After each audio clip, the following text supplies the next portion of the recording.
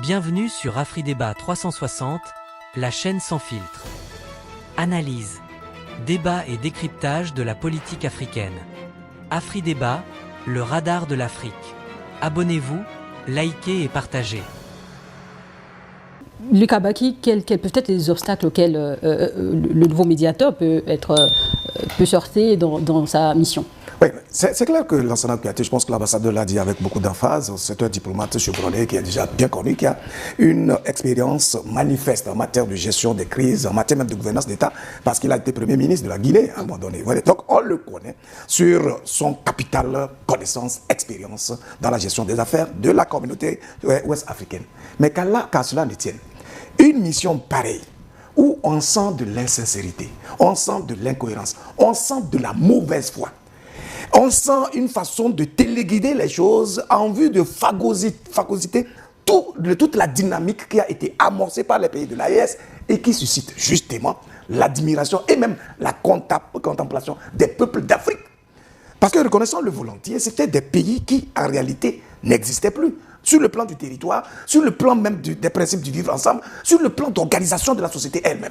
Et donc, lorsque les trois dirigeants sont arrivés, chacun en ce qui le concerne, ils ont pris l'initiative de réorganiser leur société, de réorganiser l'armée, de rééquiper l'armée et de faire en sorte à faire face audacieusement à tous les défis qui se présentent à leur pays.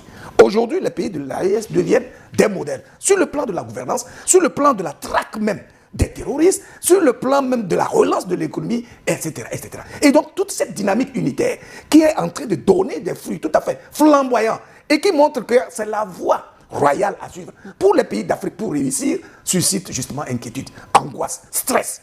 Non pas seulement au niveau des pays de la CEDEAO, qui eux, ça veut dire qu'à partir de cette action qui est en train de mener, les pays de l'AES sont en train de dénuder les autres qui sont restés, donc les résidus des dirigeants qui sont là au niveau de la CEDEAO et qui en réalité ne font rien, malgré leur durée dans le sommet présidentiel, malgré toutes les gesticulations, leur lien avec les puissances occidentales, etc. On ne voit pas les résultats tangibles dans leur système de gouvernance. Donc ça suscite déjà une certaine angoisse, une certaine inquiétude, et ça montre clairement que les actions des pays de la CEDEAO, enfin de l'AES, vont éveiller les consciences des autres citoyens qui se disent, mais donc c'est possible. Parce qu'à plus forte raison, ces États sont des pays enclavés, qui ne sont pas favorisés sur le plan du climat, sur le plan des opportunités, du littoral, avec la mer, etc. Malgré toutes ces difficultés, ils sont en train de faire des pas de géant à tout point de vue en termes de gouvernance. Il y a un problème. Donc, dans un tel contexte, si c'est la CEDEAO qui prend encore l'initiative d'un dialogue,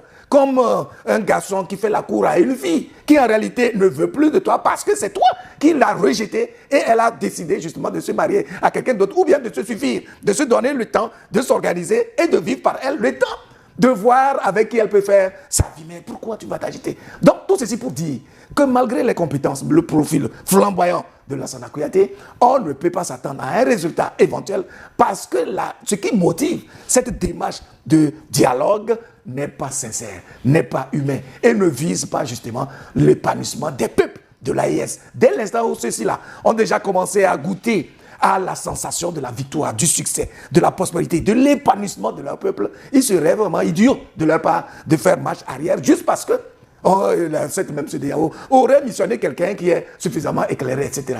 Il a une mission. Et cette mission-là dépend des gens qui n'ont pas la bonne foi, qui ont envie, qui ont toujours montré par des actes pernicieux et malicieux qu'ils ne voudront jamais que ces pays-là s'affranchissent. Voilà. Mais posons-nous la question, et si cette médiation était plutôt une réponse à un besoin réel des populations, de la communauté, 2 ans après la rupture?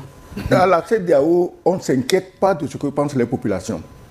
La CEDEAO s'en fout mais complètement de ce que pensent les populations. C'est dans l'AES qu'on s'occupe de ce que pensent les populations.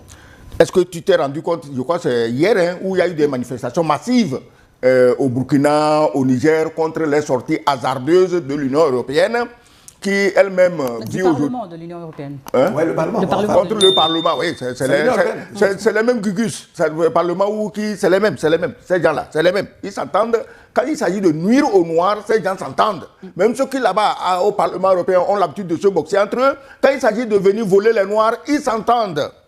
La preuve, quand on a envoyé la lettre sacrilège, tout le monde a applaudi. Pour eux, c'est la démocratie, c'est les droits de l'homme.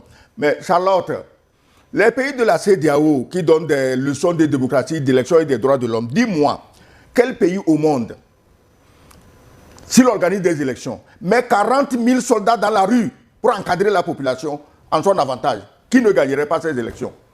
Si moi, tu me donnes 40 000 soldats pour défendre ma cause, je les déverse dans la rue, il y a une élection, Charlotte, on m'élit président demain matin. Quel président de l'AES ne gagnerait pas les élections? S'il met, il met tous ses opposants en prison, il envoie les autres en exil, on fait table rase, on a un candidat unique et tout le monde a applaudi la démocratie. On ne peut pas cultiver la négation de la démocratie et faire croire aux gens que c'est la démocratie.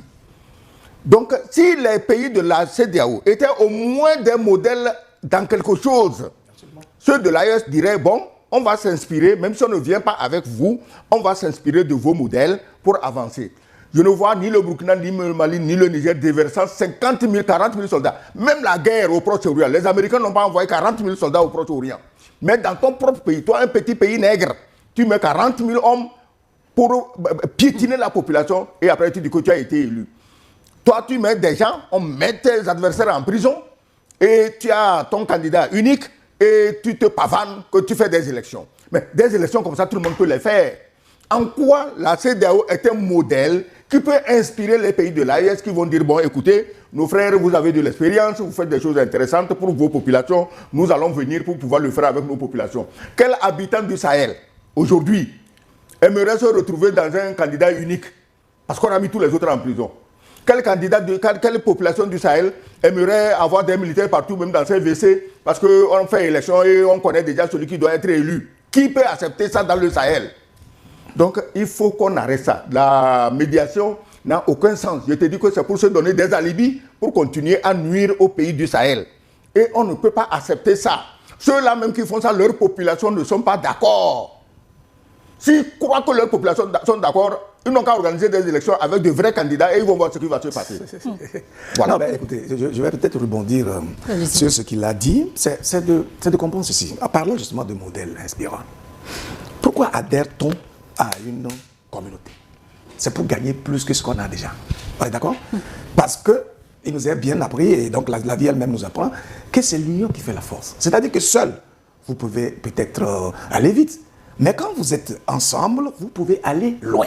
Donc, lorsque vous êtes un individu, vous faites des efforts dans un domaine précis, si vous avez des gens, des compétences avérées, et vous comprenez que vous devez vous unir à eux pour pouvoir avancer ensemble, mais vous créez un cerveau collectif qui permette d'évoluer. La CEDEAO a plus de 50 ans d'expérience. L'AES vient de naître, ça fait à peine 2 ans. Si en termes de bilan, en termes de promotion des valeurs, en termes d'exaltation des valeurs qui permettent une gouvernance d'État et qui permettent le développement d'un pays, c'est plutôt auprès de l'AES qu'on peut trouver des éléments palpables, concrets, et qui séduisent justement l'opinion. Ça veut dire qu'il y a une contradiction. Si l'objectif de la CEDEAO était donc de faire la cour au pays de l'AES pour leur dire, mais écoutez, vous êtes venus nous ouvrir les yeux, vous êtes venus expérimenter et implémenter une nouvelle dynamique, mais qui nous inspire. Nous voulons justement nous appuyer, en tout cas copier ce que vous êtes en train de faire, c'est tant mieux. Ou alors, si l'objectif était que, bon, nous prenons acte de ce que vous êtes partis, parce que de toute façon, même en se référant au texte de la CEDEAO, un an après la déclaration de l'idée de partir, c'est que le départ est acté de fait. Donc, on peut mener un dialogue sur la manière de collaborer entre les deux entités. Oui, parce que les peuples se jumellent, s'interéchangent, on voyage de gauche à droite, on va au Mali, au Burkina, partout, en Côte d'Ivoire. Oui, donc ces peuples-là ne doivent pas sentir une certaine division, une certaine faction, etc. Et donc, on peut mener un dialogue sur la façon de collaborer, de sorte que le peuple ne subisse pas alors les préjudices liés au départ des États de l'AES, on comprendrait. Mais ce que l'AES, la CEDEAO veut, c'est de ramener justement les États de l'AES sous son giron. Mais dans quel but? Avec armes et bagages. Dans quel intérêt? Pour donner à leur maître blanc. Absolument. Et donc, il y a un problème de fond qui se pose. Et qui les gens veulent encore une danse à l'Élysée. On va leur offrir la danse à l'Élysée. Mais ça ne marche pas, justement, parce que certains... Merci de nous avoir suivis. N'oubliez pas de vous abonner, de liker et de partager pour ne rien manquer de nos prochaines vidéos. AfriDébat, le radar de l'Afrique.